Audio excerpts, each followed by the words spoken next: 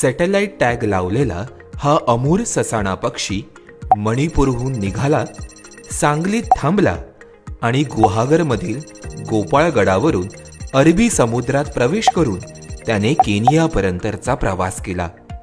14 ते 27 नोव्हेंबर अशा 13 दिवसांमध्ये या पक्षाने 7300 किलोमीटरचा प्रवास केलाय. दरवर्षी उत्तर चीनमध्ये प्रजनन करून हे पक्षी हिवाळ्यासाठी आफ्रिकेत जातात. या दरम्यान ते भारतातील नागालँड आणि मणिपूर या राज्यांमध्ये आरामासाठी थांबतात.